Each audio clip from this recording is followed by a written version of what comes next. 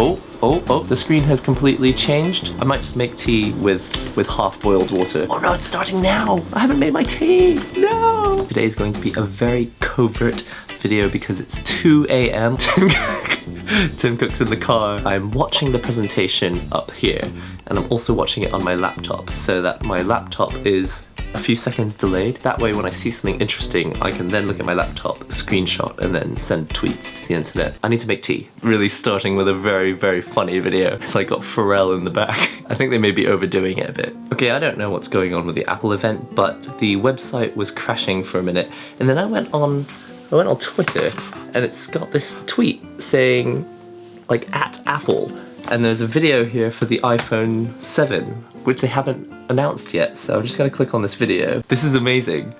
They've already tweeted.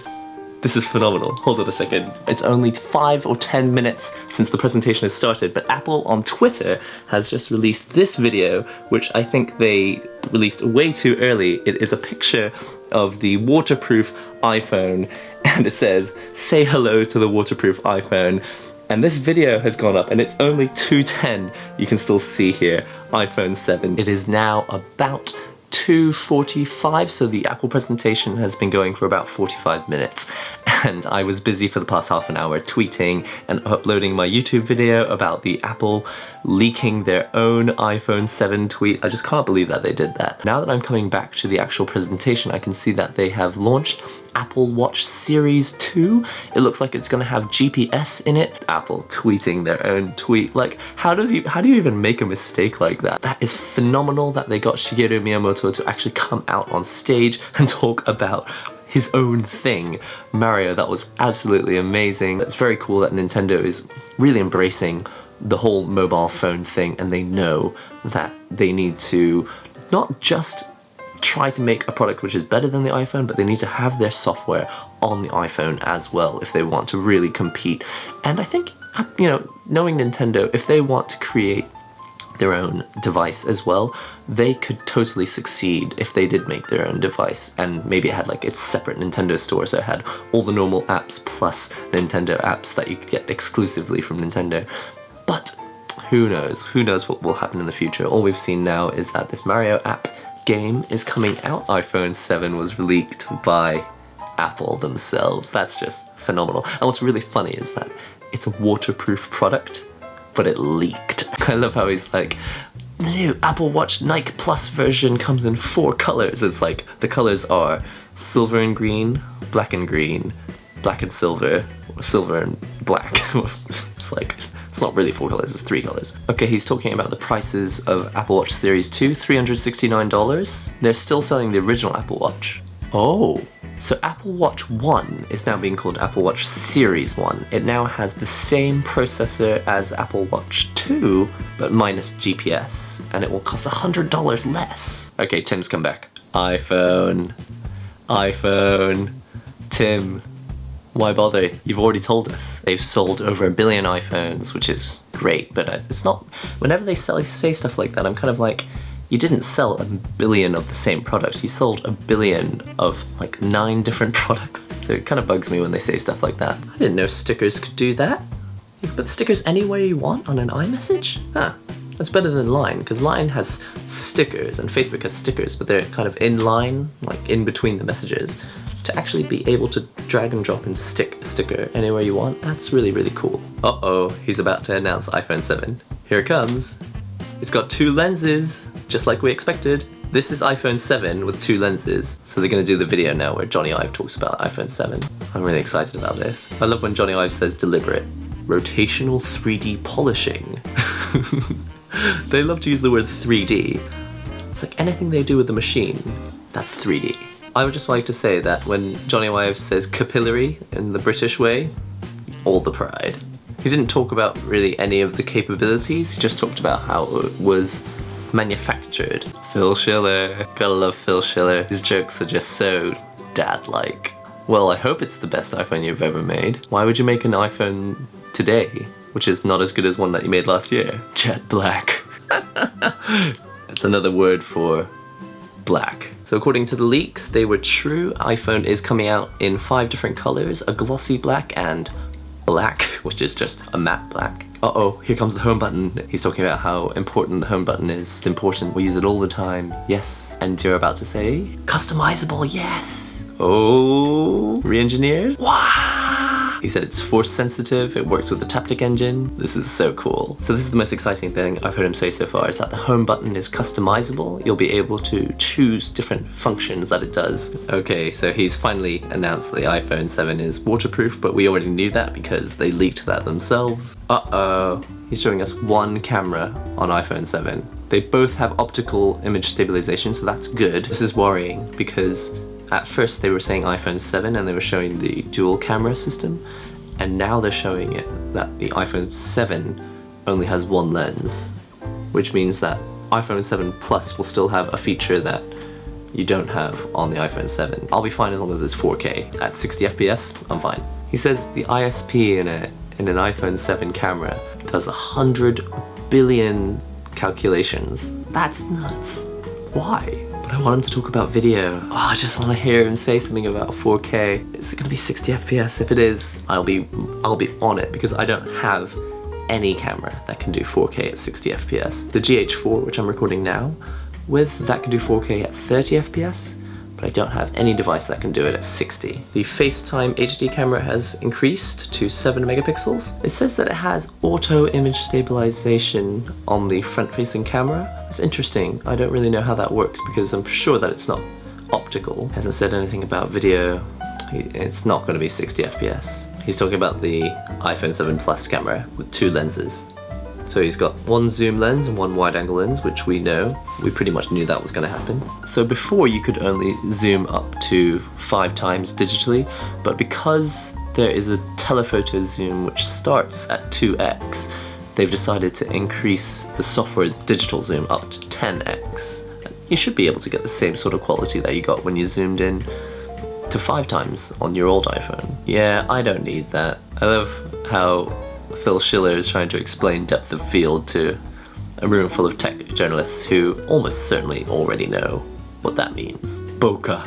Bokeh. Hey Phil, bokeh. Bokeh. I actually don't know how to pronounce it. I call it bokeh. In Japanese they would say bokeh, so it's pretty much the same. What on earth? So this is quite interesting. They're saying that if you take a picture, we'll analyze the scene to figure out which objects were actually closer to the lens and which were further away, and then it will just digitally blur out stuff in the background. I don't think I want to carry a large phone just for that feature. It does open up many opportunities creatively for people who have never taken this sort of photo before, but they didn't say 60 FPS 4K. Oh, what a shame. He's explaining why Lightning is a good connection, a good digital connection for headphones. I don't know, this is the moment when everyone is in the audience kind of seething, like, yeah, but if I buy Lightning headphones, I can't use them with my other phone, or my other tablets, or my other devices which are not Lightning. We are excited to tell you about a new product called Apple AirPods. They're just going to be wireless headphones. Oh, they look like normal AirPods, but they look really weird. Apple designed W1 chip. It's got infrared. What? This is like the most exciting thing about the whole presentation. And a wireless charging case. I mean, I'm just not convinced that they're gonna stay in your ears. That's all that really worries me. The wireless charging, that looks awesome. The fact that it's got microphones built in and being able to tap it with the accelerometer to access Siri, that's amazing. I just don't understand how they're gonna stay in your ears because I already have trouble keeping them in my ears with the cable, but maybe that's the problem. Maybe the cable is what yanks it out of your head. So if you're using AirPods, it connects to iCloud so that you could actually connect to your laptop or your iPads or your iPhone or your Apple Watch. This is really impressive. It's actually got a battery in the case, so as long as the case is charged, that charges the AirPods. Alright, so here's how I feel about AirPods. They look really, really cool, and they look very easy to set up. I'm just worried that they're gonna fall out of my head. That's it, really. I wonder if they're gonna announce the ability to use your iPhone in Japan soon. Oh, Japan! Oh, Apple Watch and Apple Watch 2 will both also have Felica technology, so I'll be able to pay for my train tickets in Japan using the Apple Watch 1 or 2, or iPhone 7. That's gonna be really good for me. Okay, he's gonna talk about how much faster the iPhone 7 is than before. Let's talk about the new chip. A10 Fusion. Why is it called that? Let me guess. It's got the M processor, the motion processor built in. So because it's a quad-core processor, 2 of the cores run at 1/5 the power level, which means that it's going to be so much more efficient for processors that are not really intensive. Graphics are 50% faster than A9, should be good. Not that I feel like it's even really necessary, because I've got an iPad Pro and I've placed some moderately intensive stuff on it, but not very. I'm not really sure why we need all this power yet. Oh well, future-proofing. Okay, so Tim is now talking about the final roundup of all the stuff that they've talked about today. I'm gonna have to watch the video again so that I actually know what they were talking about with Apple Watch 2. That sounds really interesting to me because I do want to replace my Pebble, which I don't like very much. So I'm quite keen on getting an Apple Watch 2. But iPhone 7, I think, is actually going to be pretty good. I think actually the feature that I really wanted them to talk about was the home button, the fact that it's force touch and customizable. I don't know why they didn't mention anything about that, because I think that really will be the killer feature for iPhone.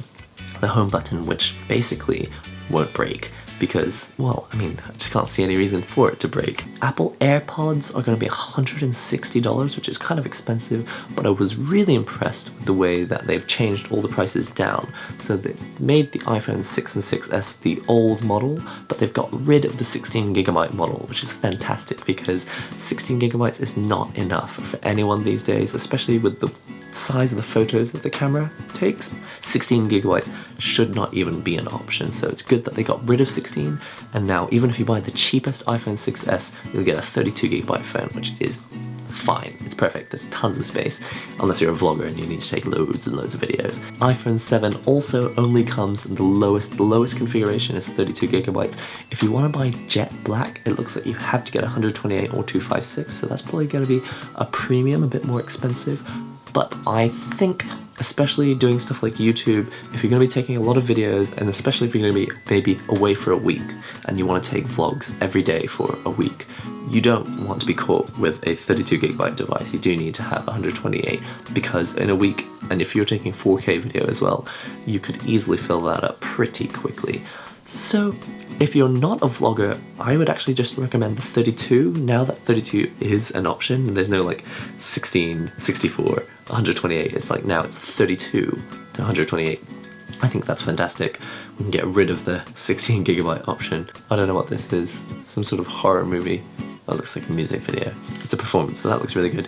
Anyway, it's almost 4 AM in Japan now. I hope you've enjoyed listening to me chat about and react to the things that they're talking about at Apple. I don't know for certain whether I'll buy an iPhone 7, but I do really want one, so if I can, I would like to get one. And I'll tell you what, the reason is I'm just kind of done with my Galaxy Note Edge. It's just a little bit too big, and although I could move on to a Galaxy Note 7, I think I'm done with Android. Maybe technically it can do things that are faster and better than iPhones. I like to use my phone in the real world, so I am hopefully going to be moving back to iPhone from my Android device. I mean, I loved my Android device, but there are just too many things that just kind of bugged me about it. And that's all I have to say, so thanks for sticking with me this whole time, and I will see you in the next NihongoGamer video. My favorite bit of this whole evening was when Apple leaked their own tweet about the waterproof iPhone. I thought that was hilariously silly and dumb, but what can I say? These things happen. See you in the next NihongoGamer video. Hello and welcome to Ultimate Comparison iPad Pro. Today we're going to be looking at the iPad Pro 9.7-inch device and comparing it with the 12.9-inch device with a particular focus on drawing. So essentially, if you want to draw a full-body character on the iPad Pro 9.7 in landscape, it is possible. I just did find that I was zooming in a little bit more often. People weren't always staring over my shoulder like, oh, that guy's using an Apple Pencil on an iPad. I think really people just kind of left me to do my own thing. It's just the way with art, isn't it? When you're practicing and you're not 100% sure that it's something that you're going to publish, you don't really want people to stare at it until you've actually published it. And we can't just have a device that draws, we gotta have a device that draws and also does our homework and also watches YouTube videos and also sends emails and all of those hundreds of other things.